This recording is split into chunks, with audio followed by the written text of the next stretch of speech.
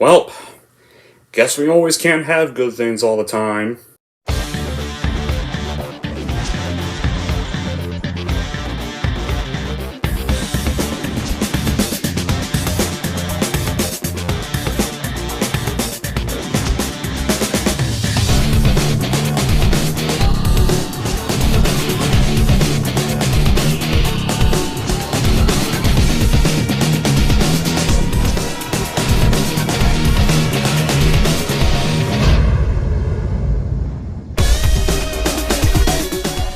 Hey everyone, it's Movie Lover 120 here, and I'm here with a brand new video, especially knowing today I've now hit 200 subscribers.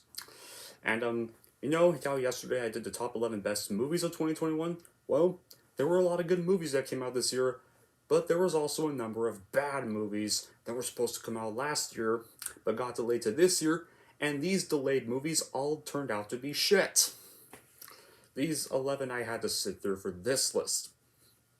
So yeah, this is going to be the top 11 now worst movies of 2021 I had to sit through this year. And unfortunately, I did review some of these, and some of these I did not review because I did not want to review these.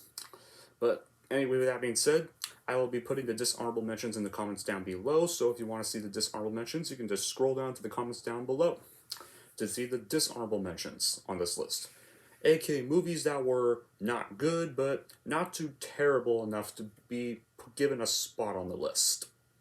So with that being said, let's get on with the top 11 most hated movies of 2021. Kicking off at number 11 is for a horror sequel known as Don't Breathe 2. Now, I didn't really hate this movie. I thought this movie was kind of okay, really, but compared to the level of suspense and terror and thrills that was the first one, yeah, it's a big downgrade from that. Especially considering that this sequel basically now makes the blind old man the protagonist, and that's kind of a bad move for me considering if you guys haven't seen the first one, yeah, you can see why I don't.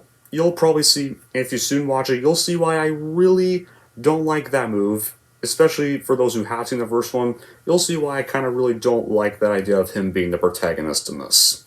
But this time he's now hiding out for years in an isolated cabin, and now he's taken in and raised a young girl orphan from a house fire, and their coexistence gets shattered when a group of kidnappers show up and take the girl, and it forces Norman to leave his safe haven to save her.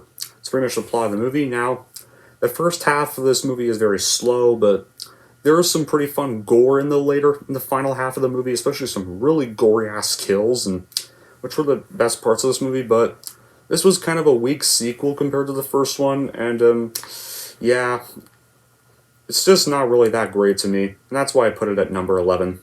Kicking off at number 10 is Dear Evan Hansen. Dear God, fuck this movie. Like, I had nothing better to do, so I just randomly decided to go see this, and apparently this is based off a Broadway musical called Dear Evan Hansen. It's just basically about this high school senior with a severe social anxiety disorder whose letter to himself that wasn't meant to be seen by others, it wrongly lands into the hands of this rude classmate who commits suicide after reading it. And this sends Evan on a journey of self-discovery and just gives him the chance to be accepted by his peers and live the life he never dreamed he could have. So yeah, that's the plot of this movie. This is probably one of the most arrogant musicals I've probably watched in my life, one of the most disgraceful musical films I've watched ever, and also such a boring movie too. Like, I didn't really care about any of the characters, the plot was generic, and come on, a social anxiety student, yeah, haven't we seen that a millions of times? And honestly, I have not seen the musical, but knowing this movie after that, I'm glad I never saw the musical or even heard of the musical to this movie. So yeah, this was kind of just a way too depressing film for no reason. It's pretty arrogant at times. It's pretty mean-spirited at times too. So yeah. Other than that, this is just a boring generic film, and I put Dear Evan Hansen at number 10 because of it. Kicking off at number 9 is M. Night Shyamalan's newest film, Old. Yes, the movie is called Old. That's the name of the movie. Yeah, they couldn't have picked a better, lazier title than Old. Yeah, pretty much by that title, you already can tell this is going to be a bad movie.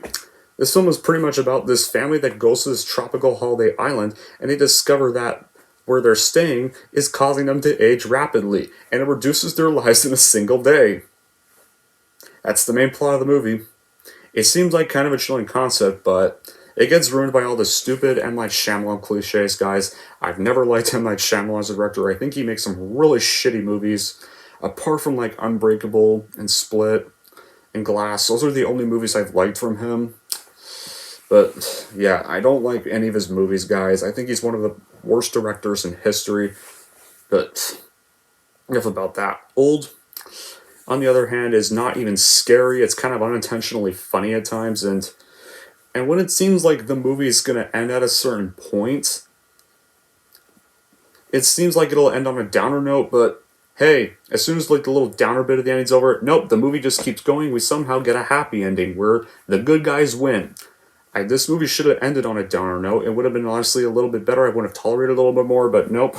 We gotta have a happy ending with everything. But yeah, this was just another cliched M. Night Shyamalan film, and I would definitely put Old at number 9. Kicking off at number 8 is Snake Eyes G.I. Joe Origins. Okay, Hollywood, there's a reason why we say it's better to leave some things alone. This is not G.I. Joe, and this dude is not Snake Eyes. Because, like, this doesn't even explain the origin of Snake Eyes. Basically, this movie's about some guy who saves the life of their higher parent, tenacious loner, somehow named Snake Eyes, is welcomed to an ancient Japanese clan called the Irish God, where he's taught the ways of the ninja warrior. But then secrets from his past get revealed. So it's just a generic superhero movie, really. His honor and allegiance will be tested, and it means losing the trust of those closest to him. So yeah, that's the plot of the movie. It's basically just a generic superhero movie we've seen to death from the 2000s. Like those ones. Yeah, and they don't even explain any of Snake Eyes' origins. Like, how did he take his vow of silence, and why do we need to see Snake Eyes' face? And it's stupid they made, like, I'm not a G.I. Joe fan. G.I. Joe's just not my franchise, guys. I don't really care for G.I. Joe much, but I have seen Rise of Cobra, and while I did not like Rise of Cobra, I did love Snake Eyes in that movie. Ray Park gave a really great performance of Snake Eyes, and he was the best thing to come out of that movie. This Snake Eyes, why does he talk, and why is he taking off his mask? That's something Snake Eyes never does, who is easily the best Joe. And they don't explain how he enjoyed the Joes until the end of the movie, and they never even show him taking his vow of silence, either, or why he never takes off his mask or shows his face. None of those are explained, so yeah, this movie should not be called G.I. Joe Origins or Snake Eyes at all because it's not related to either of those. So in short, guys, Snake Eyes G.I. Joe Origins is a bad origin story, and I put it at number 8 because of it. Kicking off at number 7 is F9, the Fast Saga, or aka Fast and Furious 9. This was pretty much the final nail in the coffin to the Fast and Furious franchise. So guys, like, this one is pretty much now Dom and his crew must take on this international terrorist who is none other than Don and Mia's estranged brother, played by John Cena. Yeah, John Cena was better in the Suicide Squad, thankfully, but I would rather watch him in Suicide Squad than this. Because like, while I did like the prequel scenes of this movie, this was a really boring sequel. The sequel made no sense because we're apparently going to space now, apparently? What? That is not realistic. Like, the other movies, even some of the weirder sequels felt a little more realistic than this. So now we're going to space, and I know they're just gonna keep making more and more of these sequels because they keep making money thanks to overseas. But however, there was a twist. I will not be watching 10 and 11 because this was the last death to the franchise for me because this was a really boring movie and there was nothing even remotely interesting about this. I'll watch Hobbs and Shaw 2, but not Fast 10 or 11. Furious 7 should have been the real end of the Fast and Furious series, but Universal was like, nope, we need more money, so let's make more of these. So we could get in that cash, that sweet moolah. So yeah, Cypher is even still in this, and she's not even an interesting character, guys. I love Charlize Theron, but in other stuff like Mad Max Fury Road, but not in the Fast and Furious franchise. She's not an enjoyable villain. Like, Hobbs isn't even in this movie at all. Like, apparently it's not even going to be a 10 or 11, so what's the point of this? But yeah, other than that, I find the Fast Saga is the final nail in the coffin, and I put it at number 7. Kicking off at number 6 is for a movie I recently reviewed last week, and that obviously is The Matrix Resurrections. Man, what a heartbreak. I actually was excited to see when I heard The Matrix was going to be getting another movie. I was glad that The Matrix was coming back, because I love The Matrix movies. Yes, even Reloaded and Revolutions, I do enjoy to some degree. Like, The Matrix is one of my favorite movies in cinema ever. It's like always had this special place in my heart because it's just a phenomenal masterpiece from start to finish.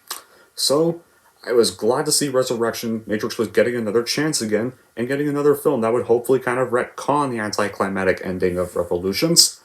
Well, was I so stupid to wish that, because this sequel was a disgrace. It was just another Force Awakens. It rehashed the first one. It literally undid Smith's death in Revolutions. Apparently he survived the final fight, and apparently Neil Patrick Harris is somehow the bad guy for no reason. And it's revealed at the last minute. And Trinity's barely even in the movie. At all. She's literally this woman named Tiffany the whole movie, so... Yeah, and then the ending even sets up more sequels, which I hopefully do not get made, because I honestly kind of wish they just released an alternate version of Revolutions where they gave it a better ending, and man, well, it does kind of retcon Trinity's really bad death in Revolutions. It doesn't make this movie good. Nope. This was a very lame movie. I will not be seeing this again, or ever buying this. I will only have the 3, are going to be the only Matrix movies that exist. And yeah, Matrix Resurrections definitely goes to number 6 for me. Kicking off at number 5 is sadly going to be for a Ryan Reynolds movie. I feel so bad for doing this, but this movie was pretty damn awful. And that is The Hitman's Wife's Bodyguard. This was an atrocious sequel. This was probably one of the most arrogant, mean-spirited comedy movies I've ever seen in my life. Like, the first one wasn't really a good movie either, but I got some enjoyment out of it at least. At least it still actually felt like an actually mature movie at times. What was this? This was pretty much just... hey, like, what's this film about anyways? Well, Michael Bryce and Darius Kincaid are back and on another life-threatening mission, and this time they have Darius's wife, Sonia Kincaid, who was that girl in jail from the first one, who hardly had much screen time or development. Apparently, she seems to somehow know Michael Bryce, even though they never met in the first one, for no reason. And even though after everything Michael Bryce went through to get his wife out of jail, Darius Kincaid apparently hates him. Yeah, this was probably one of the mean-spirited sequels ever, because all this whole movie is just Michael Bryce getting repeatedly beat up, or humiliated, or pranked, or just rudely spat on by everybody around him, or nearly killed or injured. Yeah, this is pretty much like a Squidward torture. If Ryan Reynolds were in a Squidward torture porn episode. That's what this whole movie is. Darius Kincaid, who's played by Samuel Jackson, by the way, is so unlikable in this movie. He was kind of funny in the first one, but God, is he such a dick in this film. You just can't stand him in this movie, and you got also Morgan Freeman's character, who is... When you get introduced to Morgan Freeman's character, who's actually Michael Bryce's stepdad, he already looks evil. And, as soon as you meet him, you can already kind of tell he's evil. And it's pretty much soon you guess it, yeah, he's evil. Wasn't that kind of damn obvious? So yeah, this is just this was honestly one of the most mean-spirited comedy movies ever, and hopefully we do not have to see a third Hitman's Bodyguard film, because this film hopefully killed off this franchise for good. So yeah, Hitman's Wife's Bodyguard deserves to be at number 5. Kicking off at number 4 is for a movie I reviewed at the beginning of the year, and that is Tom and Jerry. Now, I had hope for this one. Like, they were in live action. It was a CGI live action movie again, but Tom and Jerry were thankfully not talking in the trailers, and and when they were going to be their mute selves again, they were still their 2D animated selves, not creepy 3D designs like the Smurfs and Alvin and the Chipmunks. I actually hope this movie would be kind of good. Just maybe. Just maybe this could probably bring back Tom and Jerry, be a good throwback to my childhood. No, it was not. It was pretty much exactly kind of like the Smurfs or Alvin and the Chipmunks. Because, hey, you got two cartoon characters in the real world, apparently, and now Tom and Jerry's antics are the best thing in this movie, I will admit, but it's with the human characters I don't like. The human characters don't even serve a purpose to the movie, really, and their plot, and that plot of, I forget her name, I think Kaylee, aka Chloe's character. Her character's not really a character I enjoy, really. She's not even an interesting character, really. So, if this movie were just about Tom and Jerry only, and only just them on screen, I'd kind of tolerate this movie a little more. But instead, I think I'll just go watch the Tom and Jerry cartoons from the originals, aka the ones I grew up watching, because those are classic and they're hilarious. But it's may not be as bad as the 90s movie where they talked for some reason, because apparently they needed to, but yeah. This was still a really bad movie, and I put it at number 4. Kicking off at number 3 for the Big Bad 3 is the MCU's first worst movie ever, Crap Eternals. No. I mean Eternals. I meant to say Eternals. But I prefer Crap Eternals. But yeah, this was the most boring MCU movie I ever sat through. I wished I had not wasted money on this. Man, even I thought Captain Marvel was bad. Nope. This is worse. This Captain Marvel has some moments I can enjoy. This movie has zero good moments at all. It literally undid the good ending of Avengers Endgame because it brought back the human race. It's now caused a tragedy, and we now have to go solve that. This is the first MCU movie to also even have a sex scene for no reason.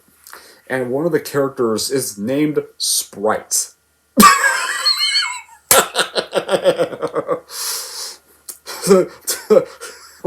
What kind of idiot came up with that idea? So yeah, this even goes on for almost 3 hours. I kept checking my phone because I was so bored waiting for this movie to end. And when this movie does end, it ends on such a stupid cliffhanger. Randomly, it's okay, I'm going to take you all with me. And this alien thing takes the 3 main characters with them, and the movie's just over, and that's it. Nothing gets explained, and yeah. So they ended probably one of the dumbest notes ever. So, this was pretty much the reason why I'm never watching the MCU again next year, and I will not buy this movie, and don't ever want to see this movie again. So yeah, Crap Eternals is the 3rd worst movie of 2021. Kicking off at number 2 is probably for a movie you're probably all totally thinking of, and that is, Space Jam: A New Legacy. A new legacy that sadly stunk. Man, talking about most pointlessly, they should have called this product placement the movie. Because all this movie is a bunch of random product placements just shoved into a Warner Brothers movie, and you just shove the Looney Tunes into where we could shove so many references to R-rated movies too. It kind of makes it hypocritical about the director, because the director did not include Pepe Le Pew, aka that skunk, because he promotes rape, but he includes cameos from A Clockwork Orange, such as Alex and the Droogs, or other plenty of R-rated movie references like Mad Max Fury Road or The Matrix, something kids would understand. Hell, they even make fun of some of the Warner Bros. Cameos. There's a scene where Bugs Bunny, when they go to the Matrix world, he shits on Neo, saying Neo's got nothing on him. Let's have the Don Cheadle's characterology Rhythm even shit on Khan, too, by saying that King Khan's got nothing on him. So they insult some great characters in this movie, too. But that's not the only reason it's bad. LeBron James is probably a dick in this whole movie. I could not even tolerate him. Michael Jordan, not Michael B. Jordan, guys. Michael Jordan from the first film actually had likable charm to him. LeBron James is just this narcissistic asshole the whole movie. Not in real life, guys. This fictional version of him in Space Jam I'm talking about. So don't get offended yet. Because, he tries to make his son step into his footsteps, and it kind of you kind of can see why his son doesn't really like him and kind of wants to join Algae Rhythm because his dad's kind of rude. But yeah, like, the Looney Tunes don't even serve much of a purpose. Let's either of this film. So yeah, don't even get me started on the stupid scene where Porky Pig raps. God, I almost wanted to leave after seeing that part. Like, even like everyone in the theater wasn't even laughing because like even the kids weren't laughing because both the kids and their parents were all so bored watching this. Man, like this even goes on way too long too. Like, this shouldn't really even be that long of a movie at all. So yeah, Space Jam: A New Legacy, or as I call it, product placement the movie, is the second worst movie of 2021 for me. And kicking off for the number one most disgraceful, embarrassing, worst movie of 2021. And that is for, of course, what you're thinking, Sia's music. Talk about one of the most insulting movies I've ever seen. This film portrays autism the wrong way. And I'm autistic myself. I felt so insulted watching this. This is not how autism is portrayed. Like, and this proves Sia is not experienced to direct movies. Because, like, even during when people were backlashing the movie, she even backlashed autistic people herself. So much for that. And, like, yeah, so basically, this film is about this woman named Zoo, who's played by Kate Hudson, who is now sober and finding her way in the world when she receives news that she's become the sole guardian of her half-sister, who is autistic, named Music. And explores two of Sia's favorite themes, finding her voice of what it means to create family. No, it doesn't. Like, this film is an insult, it's a disgrace. Like, you just combine Sia's musical numbers and combine the portrayals of autism poorly. Those two do not belong together. This is not like that. The musical numbers are kind of catchy, I will admit that, but they just make no place sense to even be in the movie. They just keep cutting away to a certain musical number and a stupid dance moment every time. Like this film was just painful to sit through. Like, we even have just bright lights all over the place, and honestly, I don't mean to not trying to disrespect the actors, because I feel so bad for the cast of this movie. Like, Maddie Ziegler didn't even want to be in this movie. She was just forced to be in this movie because she was a collaborator with Sia in some of her music videos. So I feel bad for the poor girl. She had to basically be in this movie against her own will. Like, she didn't deserve this kind of treatment. Hopefully, like, I really hope that she still gets to do more movies and hopefully some actually good directors, but I'm sorry, and I still like Sia's music, but she should just stick with music or just direct music videos, and she is not good at directing movies. And this movie just proves that. So yeah, this is exactly why music will always be known as the number one biggest embarrassment of 2021 for movies. Okay, and that's pretty much it for the top 11 disgraceful movies of 2021, or the worst movies of 2021. So, now I want to know in the comments below what movies embarrassed or insulted you the most in 2021, what movies you hated having to waste money on or sit through of this year. You go ahead and tell me the top worst movies in the comments down below, and I will post the dishonorable mentions in the comments below, but yeah, anyway, that pretty much wraps up all the 2021 movies now. So yeah, with that being said, feels good to be reaching 200 subscribers now, and hopefully I can reach even more subscribers next year as well. And I can't wait to see what 2022 offers us, and hopefully, like, next month we got Scream, we got Morbius, in March we got The Batman, and yeah, we seem to have some pretty interesting films coming out next year, so I really hope 2022 can also be a good year for movie season, regardless of whatever happens. And until then, that'll be it for this video. Thank you all for watching. And if you just want to see more, then don't forget to like, subscribe to Movie Lover 120.